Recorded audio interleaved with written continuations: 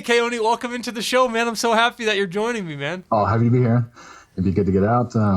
Being back in my backyard right now. I haven't really left the house in quite some time, but it's a really nice day right now. So I set up a little table out here, try and get some work done. Nice, man. Now you're out in Oregon, right? Yeah, kind of Western Oregon here. So it was raining a little earlier today. Hopefully it kind of stays clear, but it's nice blue skies right now. But knowing Oregon's in the spring, it may be downpouring here in a couple minutes.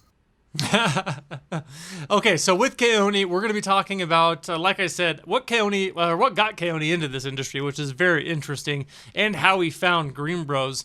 We're also going to be covering just about anything harvest related that you can think of: wet trimming versus dry trimming, why you should sort your flower, what you can do with our Alchemist trichome extractor to sift your trim into keef that you can use for a myriad of other things, and of course we'll be taking your questions. So we got that little question box all the way down at the bottom. If you have questions, go ahead and hit that, enter your question, we will answer it live. To give you some context on Keoni and why you should be asking him questions, okay? Keoni, if you could share some of your expertise, how long have you been around the cannabis plant overall? Oh, more than half my life, easily. I mean, so I'm 32 now. I've probably been involved with cannabis for 15 years now, kind of just, growing on the side. I've been involved with some like medical grows and things like that. And then just personal cultivation for the longest time as well. It's kind of interesting because it's never something that I kind of anticipated would be a career for anything, but even just really anything big. It was kind of something I've always done on the side. Just something I've kind of maintained and to some degree for the last 15 years or so. It feels really good to have something kind of growing, to be making something. And I find it very calming. I find it very kind of, habit forming to help to keep track of something that you got to keep alive. I think it's really nice. And so I've been doing this for about 15 years now, and involved with GreenBroz for 6 now. I was just thinking about that the other day. After Cullen, actually, I'm the longest person at the company after the CEO. I was one of the very first kind of salespeople hired on, and I was hired by one of the founders, Aaron Turner. And so it's kind of like a really roundabout sort of a way. So I've kind of been involved with cannabis for most of my life, but my education side is on the agriculture side of things. So I have a degree in animal science from Oregon State University, and I am a crops and farm inspector. So I do USDA organic inspections. I do cannabis inspections for a company called Certified Kind. And I also do what I kind of refer to as like super USDA inspections, which is called Southern Earth. So it's basically all of the USDA organic inspections with a bunch of kind of labor and environmental regulations tacked on top of that as well. Things like even kind of limiting the amount of nutrients per square meter allowed to be kind of incorporated into the soil. So there's a kind of multi-tiers of different kinds of standards that I'm able to inspect to. And that's sort of the roundabout way that I got involved with GreenBroz. So my wife works for an organic certification agency called Oregon Tilth, and they're based out of Corvallis, Oregon. And one of the founders of GreenBroz, Aaron Turner, is also a USDA organic crops inspector. So kind of through that grapevine, I was able to kind of hear about some of the opportunities that GreenBroz is looking for. And that kind of fit in really well because, one, I've been kind of involved with cannabis for such a long time. And then two, I actually used the GreenBroz machine kind of before I ever met Aaron or kind of met any of the guys there. So I kind of had a very familiar use of it. I've gone through a number of different kinds of machines, of different styles of trimming. And the GreenBroz one and dry trimming was kind of what I settled on personally for my own choices. So when I kind of found this already existing, I kind of latched onto that. And as soon as I heard through this kind of like a grapevine that they were looking for a sales rep of any kind, then I kind of had to jump on it. And it was the weirdest, situation kind of thing, because it was just like applying for any other job. You have an application, you've got a resume, you've got interviews and stuff like that. But it was not really warped, but maybe kind of just like a slightly twisted version because everything was cannabis related. And this point was about 6 years ago. And sad to say, almost entirely of my cannabis experience has been black market, if you will, just kind of the nature of the industry. And so it would feel very, very surreal, basically trying to put together a record of my what amounts to illicit activities to apply for a job. And it's kind of crazy because I'd say there was about is this a 20 other people doing this. Right kind of, yeah. It could sort of feel, it's very strange. and sometimes it still does feel very surreal. Just because of the nature of this industry, the kind of political and legal ramifications involved with it, but also just like kind of the the developmental side, kind of incorporating this really insulated, closed off community that has very traditional roles. I know a lot of like families kind of involved with cannabis cultivation. And so you develop these really localized, traditional aspects of that industry that kind of have to now sometimes match up with and sometimes butt up with this business-minded, kind of above-board legal market that we're in now. So it's shaking out in a lot of weird ways. Some good, some not so great. There'll be some complications just kind of involved with legalization. Some things like the conglomerization, what I refer to as the conglomerization of the industry, it in a lot of ways kind of follows some of the patterns that the agriculture and farming system in America had just post World War II. So in about 1940, 1950, most American agriculture was done on like small and medium family farms, and they would grow just a huge diversity of crops and animals and things like that across the whole farm. But there was a really fast kind of period from maybe the late 50s to the 70s or so that was kind of like a rapid pace of new technology and cultivation techniques and things like that led to higher yields, but also led to kind of the decline of the small family farm. So basically, as larger farms kind of got more successful and got more powerful, they would begin buying up some of the smaller ones, kind of taking up some market share. And we're kind of seeing a very similar pattern with the cannabis industry, but just hyper condensed. So what took 70 years in the agriculture system at large is taking 5 years or so, if even, in the cannabis world. So it's been kind of very interesting to kind of match those patterns of this melding of the agriculture and business worlds with just like regular agriculture at large, and then kind of use that as a case study to see what might happen in the cannabis world. So it's been very rapid paced. And even in the 6 years that I've been here with GreenBroz, we've had dozens of competitors kind of born and rise and die in the time. And likewise with farms as well. That's probably one of the saddest parts about the industry is that sometimes you get involved with farms that aren't going to be solvent in a year or for whatever reason. A portion of that is economic reasons, just because of the way that the scales go. When you have really large producers, they're able to, when you have a producer license and a retail license and you're able to like sell your own flower that you grow and you can basically gram out your own harvest, you can have a profit margin that is just exponentially higher than just like a small producer farm who's basically having a single outdoor crop a year and you're trying to just kind of sell the whole thing to make the farm float. So those kind of opportunities are starting to change here as this legal market is taking over and these larger producers start to balloon their production basically. So on one hand, I find it very fascinating. It's really interesting to watch and try to anticipate where things might go. There's obviously the personal aspect that can be very difficult if you know people who are kind of in a situation where they might be basically run out of business for lack of a better term, just because they're unable to keep up with the pace of things. So it's been really interesting to watch that from this GreenBroz perspective, because we're kind of straddling the fence on all of that side here. As someone who's not actively involved in the commercial production space ourselves, we can kind of tailor some aspects of solutions to the larger sides.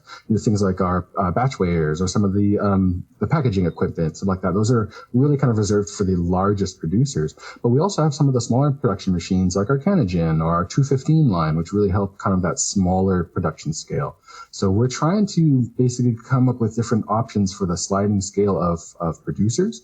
And so it's been really interesting watching that. And on the mirrored side of that, we're trying to compete with other companies that are making their production as well. We may kind of have a larger, maybe profile within this industry itself, but we're still a pretty small company. We manufacture and design all of our own stuff ourselves, and we're a relatively small operation. So it's pretty interesting entering this space. We kind of started in maybe the early 2000s or so with some of the designs and things like that, and really didn't get incorporated until maybe about 2010, 2012-ish, just kind of when business things started to go on. I was brought around 2014, and so it's been really interesting watching that change.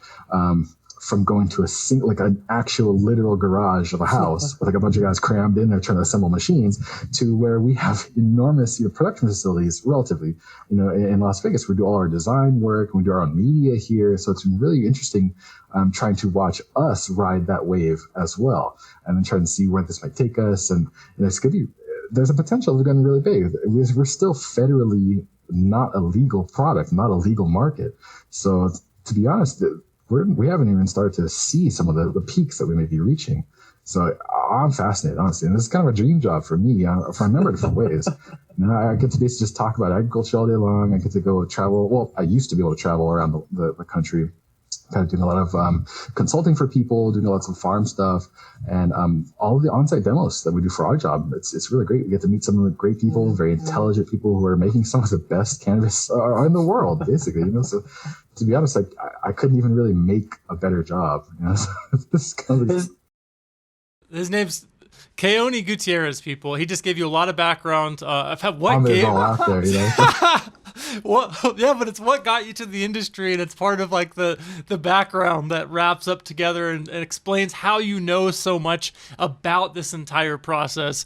So we have a lot to cover, and I want to talk about the dry harvest process overall. Can you give us kind of like a high level overview, if you could, of the difference between a dry harvest process and a wet harvest process? Sure. If you had to really boil it down to kind of one big fundamental thing, it's going to be the moisture content of the leaves, which really affects the pliability of those leaves.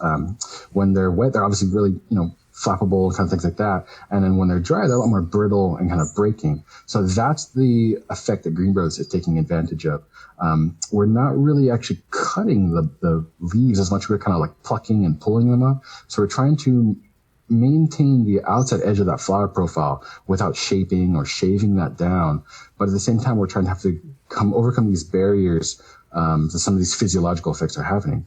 So it's hard to give any kind of like a real concrete like numbers and things. I could never really tell you if you're growing Gorilla Glue number 4 after 63 days of growing, you're going to cut it down and you're going to hold it at 44.5% humidity at 68 degrees. It's kind of hard to do that because there's so many other variables aren't being taken into account. Things like the square footage of the room that you're in, the relative humidity of outside, the latitude that you happen to be at, the nutritional profile of what you're feeding it, and things like that, the particular genetics of the cut that you're working with. So whenever we're dealing with these kind of all-encompassing biological factors, I guess because we're farming, we're not manufacturing. So you're not going to have a cookie cutter size kind of bud. This is going to be the size that it is. This is how it's trimmed, and this is how it's dried. There's always little bits of play here and there, because we're growing things. You're not just making it; it has to develop that way. So there's a number of different other factors taken into account.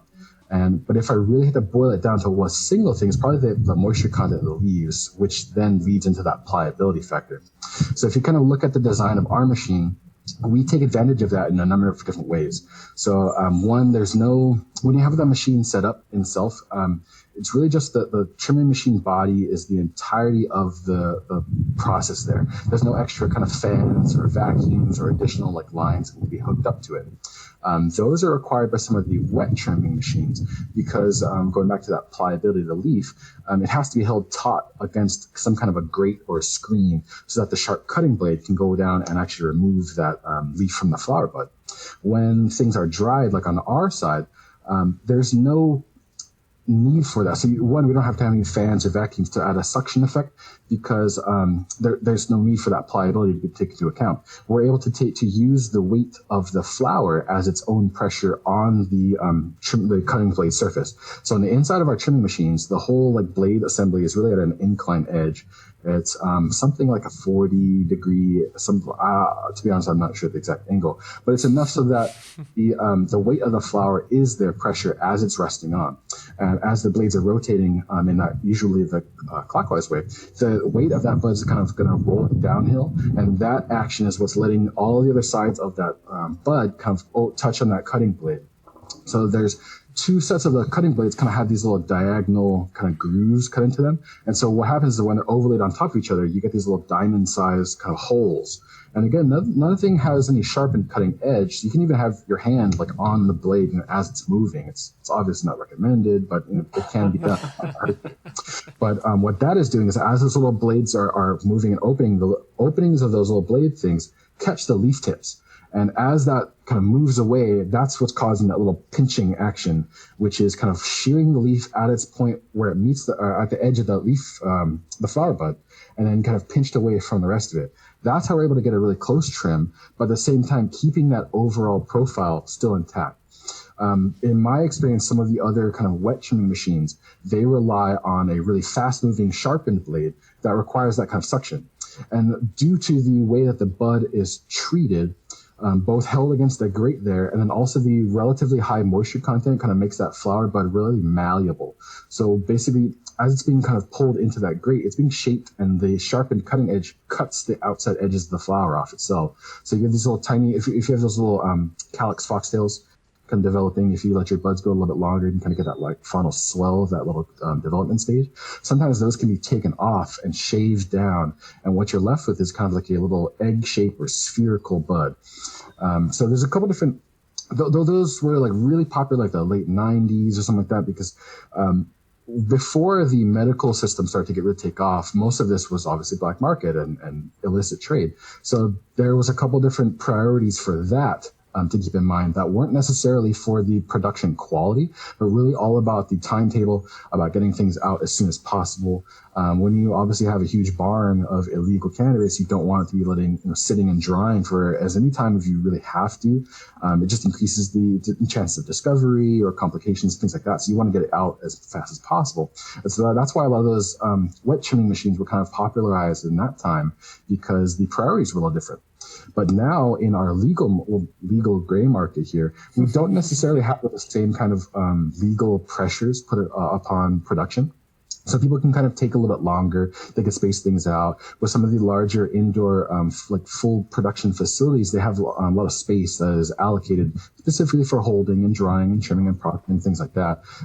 Some of the other cases, like back in the day, people really only had the one room that they're working with, so they kind of have to take everything in stages. Got to get it all down really right away. So that's where some of those wet trimming machines were really useful, because they were really quick. You didn't have to have any kind of product prep beforehand, but in the end, you ended up trading up basically some of the quality of your flower. There's when you're hanging, drying and things, there's a number of things that the flower is trying to do physiologically. So I guess most people here should be aware of like a trichome and what terpenes and phenols are, but basically kind of quick super 101 version. All of the cannabinoids and all of the psychoactive chemicals that are found in cannabis are found in these little mushroom-shaped micro little globules called trichome.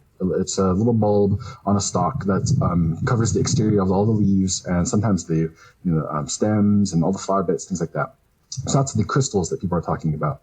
And when they're wet in a fresh plant, they're very fragile, basically. They're liquid-filled bubbles. And it's a lipid layer on the outside, so it's kind of like a wax cuticle with a little like fat layer that encapsulates all of this. And so all the cannabinoids and terpenes are developed within the tissues of the plant, and part of the life cycle of that plant is to bring some of that chemicals into that little bulb, where it interacts with like some of the UV light and some of the other factors in the environment that's what creates that THC. A lot of those other chemicals are kind of synthesized and they collect within that little bulb. So when you're trimming things, if you're dry trimming, that little bulb has had time to kind of dry and shrivel up a little bit, and it's actually a lot more durable than it is when it's wet. I mean, obviously people have ever handled fresh cannabis before, just literally touching it once with your finger, that's popping those little trichome bubbles. That's what gets you all sticky, and that's sort of the loss of a lot of the kind of the smell and the flavor and those terpenes there.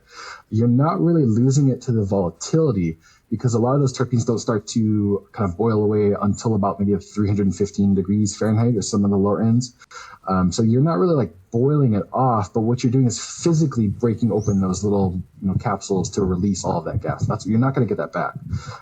So even if you have a kind of like a sealed drying environment, it's just kind of blowing out to the atmosphere and never coming back again. So when you're drying flowers prior to kind of working with them, you're able to at least kind of make those trichomes a little more durable, because they're kind of drying up and not really hardening per se, but sort of relatively. So that way we're able to kind of maintain that overall smell and flavor even while still trimming and things like that. So kind of to back this up again, this all takes time and a preparation space.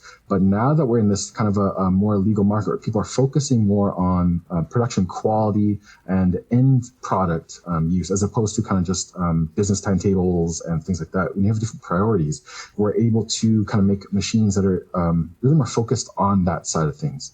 So that's kind of where GreenBroz developed, is that we kind of took a look at the market, saw what was missing, and where we could kind of enhance certain things for a different portion of that market. And I think it's helped a whole lot. It's obviously been very successful.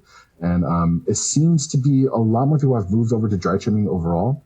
And that's not even touching on any kind of further extraction purposes, because if additionally, now that a lot of these companies have set up for their own production and their own retail sale, a lot of them are now starting to continue on into their own extraction and processing with that leaf trim and all the other material that's not being sold as flower. So at least here in Oregon, it does require a separate processing concentration license. So it is kind of something that's sort of limiting some production facilities here, but at least in a lot of other states and then in other countries, like in Canada, a lot of places are doing it all in-house, because you might as well. It's just taking advantage of something that you already have in hand. You obviously don't have to buy any kind of further material. There's like a base to using that. And it's just kind of stretching that dollar a lot further and just using all the bits of the plant. I can actually recall, years ago, me and friends would go dumpster diving because people used to throw that stuff away, like literally just big old garbage bags.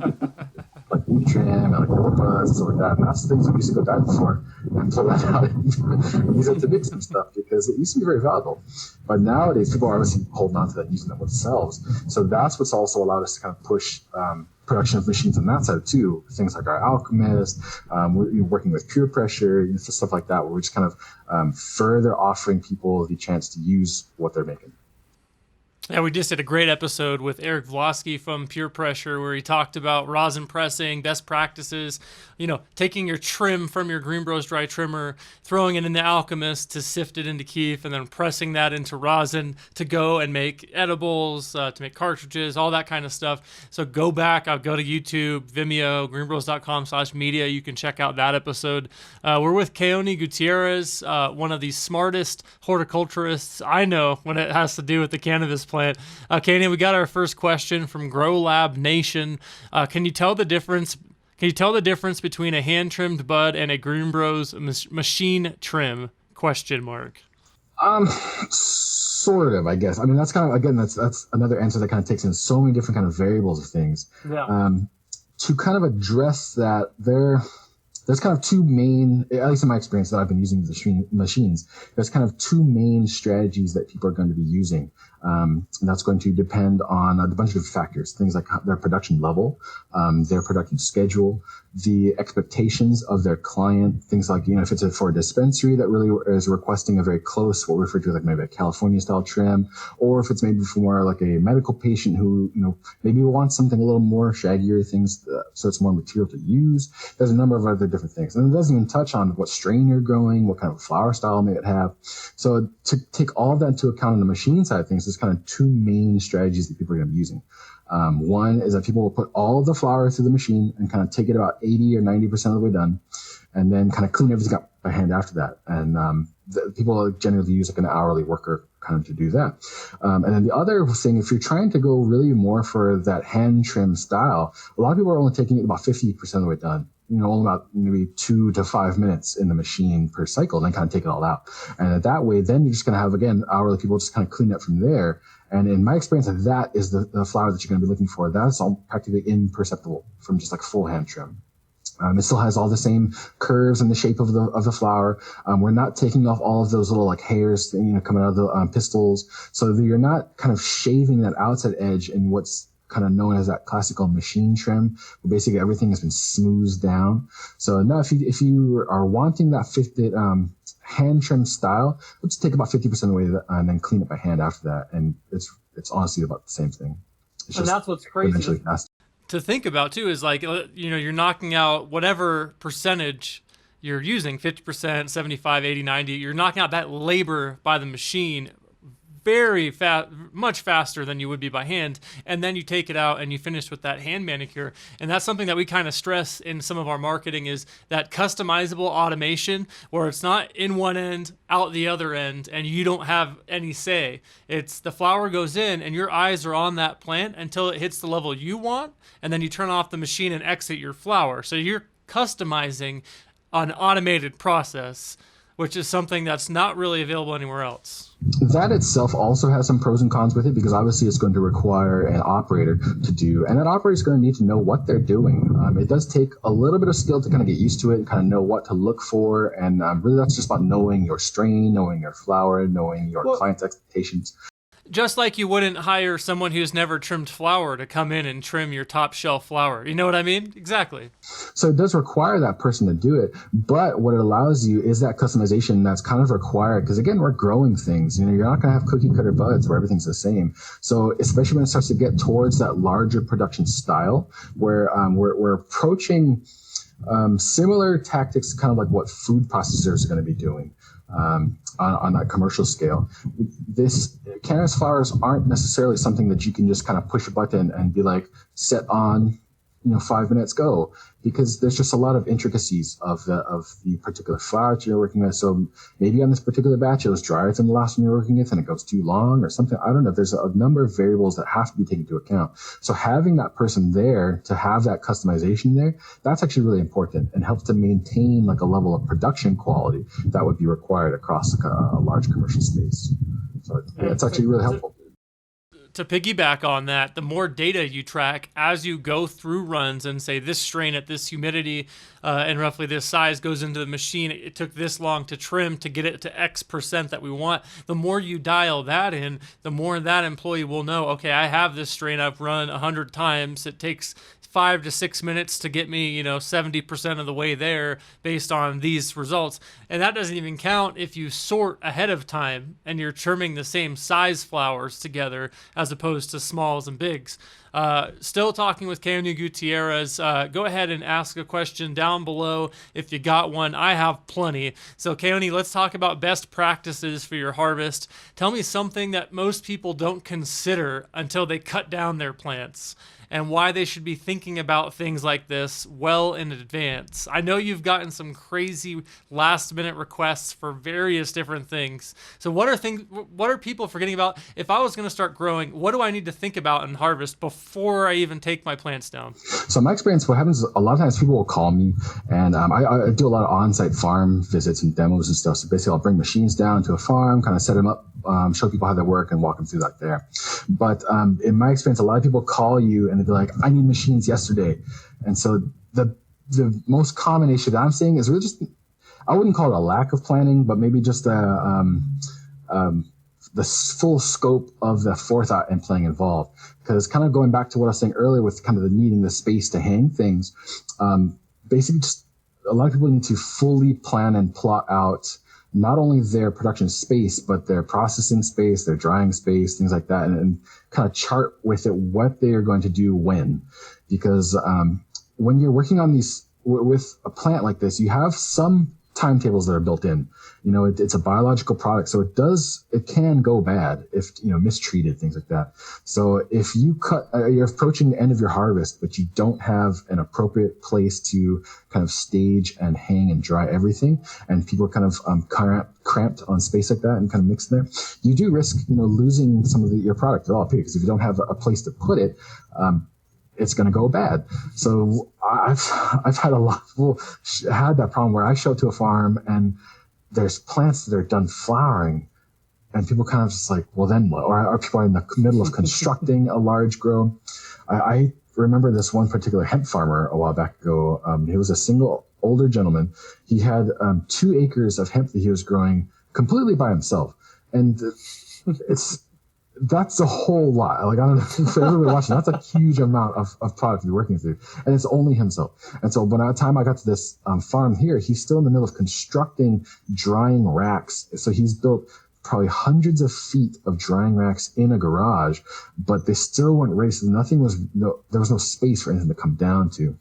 And so that's kind of just the issue of overall planning, and to take that into account. Also in terms of like the timelines and stuff. So if you're cutting down, on one day, some people, I guess let me back up, because this gets further complicated when you're adding in commercial timetables. If you have contracts with like dispensaries to deliver certain amounts of product at a certain scheduled date, that can also be an issue, because when you have collisions of this kind of a schedule to meet with like maybe difficulties, and let's just say you had some kind of like a mold spots in your room that you deal with, maybe extended, put you in delay for a couple days, like that. That just puts pressure on the production side of things to process all of that in order to get it out the door on time. So there's a lot of things just people need to take into account about fully plotting and planning that. And it's been now that we've been, I guess, sorry, I'm kind of getting all tripped up, but that's really more of an individual and smaller scale problem. Now, recently that we're working with some of these really huge commercial production facilities, they're starting to take all of that into account. And it's really cool because sometimes you see the most amazing advanced places. The coolest place that I went to was in Ohio, actually, of all things. It was a medical production facility where every individual production room was separated by positive pressure airlock hallways.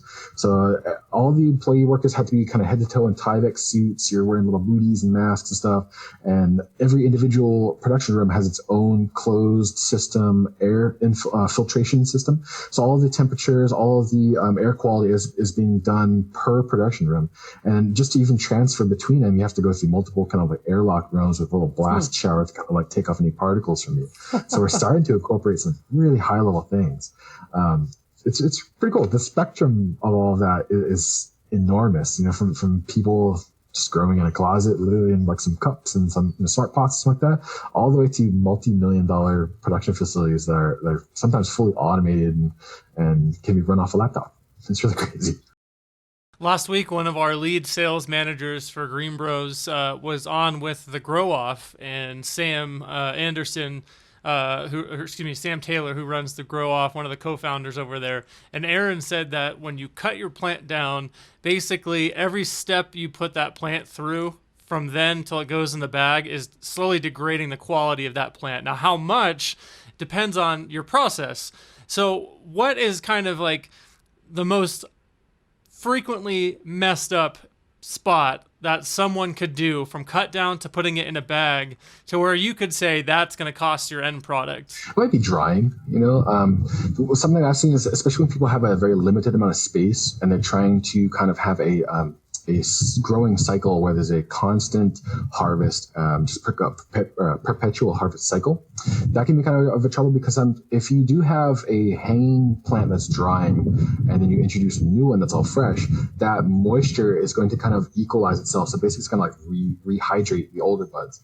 So something that I try to get smaller production facilities to keep in mind is that if you can separate out those drying facilities, even just having like a plastic divider or just a wall off in some way to create a separate room, enough that you can have a different airflow for that. That way you're just not introducing fresh plants with drying plants. The other thing is people do it too quick. Sometimes, obviously, when you're on schedules again, this kind of has some complications because again, if you're having to deliver X amount of pounds on this date, and kind of had some production delays, the only time left to remove is some of that drying and processing time. So some people try to speed that up too quickly, and there's been a number of new commercial products out there as well to kind of help speed that up there. And there's a number of different styles of it. Some of them I think they're okay. I really like personally, if I'm drying my things, I like to have lots of airflow. I try to have a relatively dry humidity, kind of between 45 and 50% myself. And I tried to go for somewhat just about a room temperature between 68 and 72. So maybe just below kind of like that comfortable room temperature there. You don't want it too cold because that can obviously maybe not obviously, but that can sometimes increase the chances of mold production and things like that to affecting their flower. And you also don't want to have it too hot or anything because you lose some of those other terpenes and phenols that are drying within that plant itself. They're not really boiling off, but some of them are just kind of being lost within the plant matter. And then, what was I going to say? Going back to some of these other commercial products, there's some things that are doing kind of like interesting things with different kinds of radiation. I'm personally kind of skeptical of some of that stuff. There's what amounts to a large microwave or like an infrared kind of generator that you have in a corner to kind of blow like a hot air over the flower product. So sometimes these are built into like a large storage unit, like a large shipping container. And so the entire thing itself is kind of turned into a little heated small oven, for lack of a better term, basically.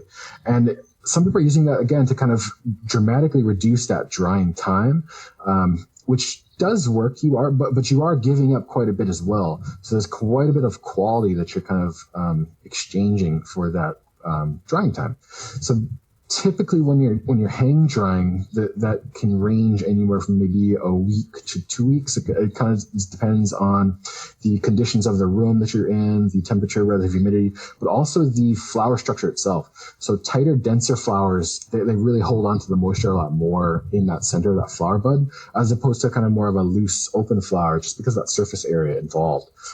So that's another factor kind of take into account, is what style of flower you're growing. But it's been, some people try to rush that too much, and you end up kind of baking away with it. And there's actually some things, there was a Chinese company that we saw at last year's Las Vegas MJBizCon.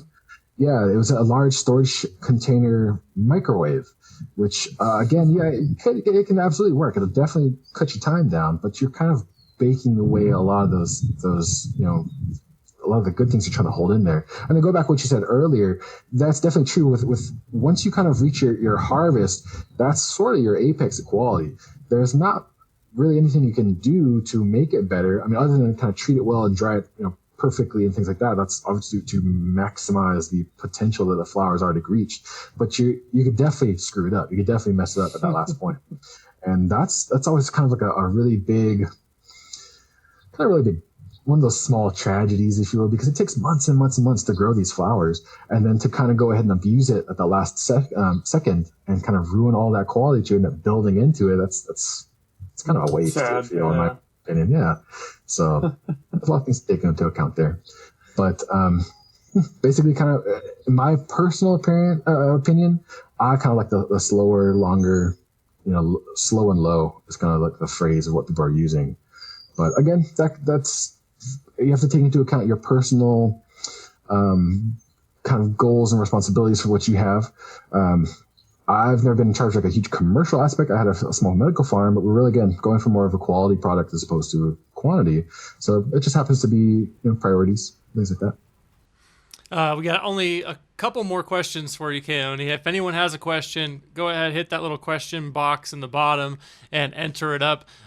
Before we get you out of here, we've talked about the physiological changes that happen when you're dry harvesting. We've talked about some of the ways that people can mess it up. I definitely want to talk about some GreenBroz equipment, because people think of GreenBroz and they think of trimmers, but GreenBroz also has the trichome extractor, the Canogen, the sorting machine, the precision batcher. We partnered and are doing rosin presses with Pure Pressure. If people are kind of getting into automation for the first time, or I guess, let me rephrase that. In terms of the GreenBroz machines, what machine do you think provides the most impact for a grow? Like what machine does GreenBroz make that saves a grow the most amount of time, if they had to pick one machine to bring in?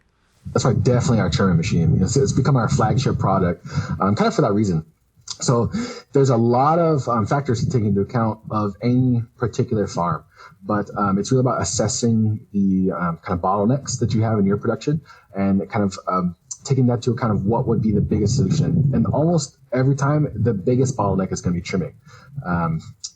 So back in the day, so I used to be, one of those like kind of traveling trim again kind of people. I used to do a lot of that, kind of go around through California farms and bum around rides and trim by hand and stuff. And it was really cool. It was really fun. It was a very interesting time to do that. But that was kind of back in the days when you could get, $4,000, $5,000, $6,000 a pound, and people were able to afford to pay a hand trimmer, kind of maybe $200 a pound to trim that. And in my experience doing that kind of a style, the biggest production bottleneck is that trimming, because your average human is going to be trimming a pound anywhere between, I'd say, 4 to 10 hours on average. Again, it's going to depend on the individual person and the style of flower you're trimming. I did meet a guy in Southern Oregon many years back ago who could do a hand trim pound in 2 hours flat. And that was amazing. And I could never reach that myself. But that was obviously an outlier. That's not something for everyone. But because that's the biggest production bottleneck is going to be that trimming stage. So if you're a small facility, you're just getting started, you're a small medical group, something like that, and you're relying on hand trimming only, you're going to have to take into account that kind of a time commitment of probably between 4 and 10 hours per pound. Now you match that against one of the large, maybe our Model M trimmer. That one can do 14, 15 pounds in an hour easily. And so it's kind of really stark differences. After that, there's going to be a bunch of other production challenges that kind of really depend on the style of business that you're set up to be. Some places that, like I said, here in Oregon, you do require a separate license to kind of concentrate and extract processes. So if you plan on doing that kind of thing, that could be another kind of bottleneck there. Some of our other equipment, like our Alchemist machines, these are really, really useful for kind of helping that process there.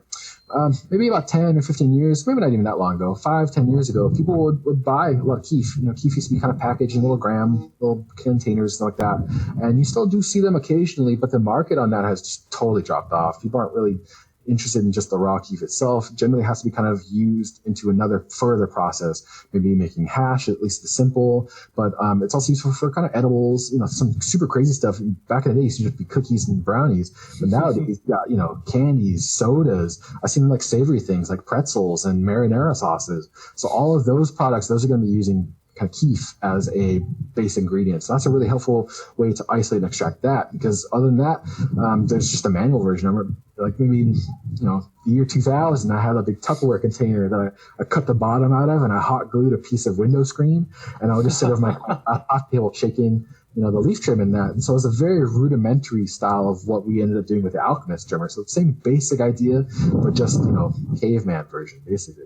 So that's what GreenBroz would kind of do, is we try to identify different kinds of roadblocks and production bottlenecks that people are having, and then kind of tailor a solution exactly for that. So we kind of, we start with the trimmer machines, we got the Alchemist, we got the Canogen, kind of, if it's another big thing, trying to buck all those machines, the buds off stem there that way.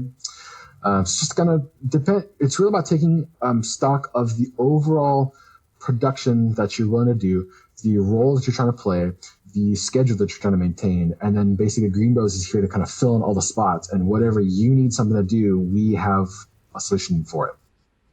And you're not just slanging machines. You're going into these grows, right? And you're talking to them about their process. My job is selling the equipment and selling machines and stuff, but a huge portion of that is the consulting and the kind of the helping people kind of decide where they want to take things, and then what kind of challenges they have in their way and how best to get there. So the selling machines is really the singular part of it, but that's only like a fraction of it. My what I actually do is kind of help out with really the entirety of it. Because I've got lots of experience with the cultivation side of things. And then addition with my extra work as a USDA organic crop inspector, I can kind of bring that kind of ideas in that perspective, because there's a lot of other people trying to maintain kind of equality with things. And it's sort of a weird gray area, because technically, since cannabis is not a federally legal product, it cannot be applied to any other federal program. So legally, you cannot have organic cannabis, because the organic program is through the USDA, and being a federal program, it can't be applied to any other federally scheduled substance. So until cannabis is removed from that Schedule 1 list by the DEA, it can't really be organic yet. But there's a lot of other companies that are trying to bridge that gap and kind of do organic production with things. There are also a number of smaller organic certification agencies that mirror this USDA framework. It's colloquially known as the NOP, the National Organic Program. So there are a number of smaller certification agencies that kind of focus on mirroring those requirements, but but basically it's not federally accredited. So that way it's allowed to be applied to cannabis. The idea behind that is that a lot of us feel it's inevitable. Federal legalization is completely inevitable. Basically, Pandora's box is totally open, and we're never, ever going to go back. I couldn't imagine a governor of any state being like, you know what, I guess we should give all that money back. We don't really need it. So it's totally happening. So when that happens, I guess what some of these smaller companies are trying to do is get people prepped to kind of prepare to be certified as USDA.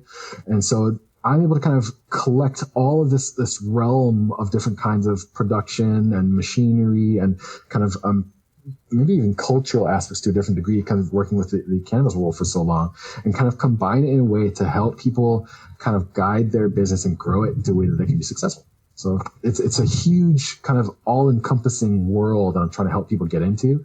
And I've kind of found myself as a perfect position for all this, because it just kind of matches up my own personal interests and passions with things I've always kind of been doing. Like, I've been growing cannabis on the side for quite a long time. I never thought it'd be my career, but everything is kind of coalescing into combining into kind of, this is what I can offer and what I can help with.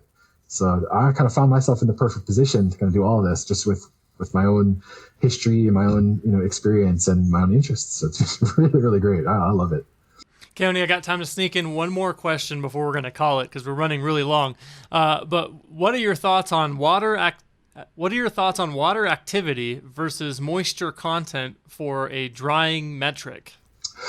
So water activity is going to be kind of a more accurate version, but it's a little more removed, I guess, in that moisture content is a lot easier for people to approach. It's a lot more of a simpler concept that people who are maybe as biologically familiar with the plant world and some of the physiological specifics, they can kind of grab onto moisture content a lot easier than you would water activity. Water activity requires a lot of more expensive meters and sensors to kind of monitor. And then honestly, at the end of the day, practically, they kind of are both useful in the same thing. You're basically trying to match the behavior of the machine for the status of the flower. You're trying to match that together to basically create the best end product that you can. And so you could really dig deep into it with a lot more expensive meters and tracking systems to kind of keep track of that water activity. But to be really honest, at the end of the day, it's practically not that much different than just keeping track of the moisture content. Moisture content is a lot easier to do. Some of our customers, they kind of start off with like wood moisture meters. They look like a little walkie-talkie with two little prongs coming out of them. And on that, you basically kind of stab the bud.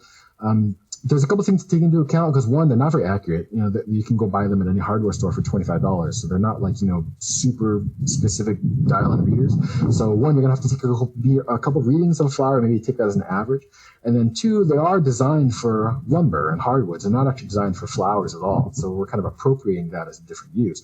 But to keep that into account, that you're not going to be using the reading on that little meter as an accurate reading. You're basically using it as kind of like a baseline to compare to. So what I like to suggest people doing if they're going to plan on using that is kind of take a bud that's already dried and cured and kind of done, which you would refer to as a kind of like a retail ready, and take a couple of readings of that and take an average of that reading, and then use that as a baseline that you can use to approach all of the rest of the moisture content too. So that way it's a lot easier.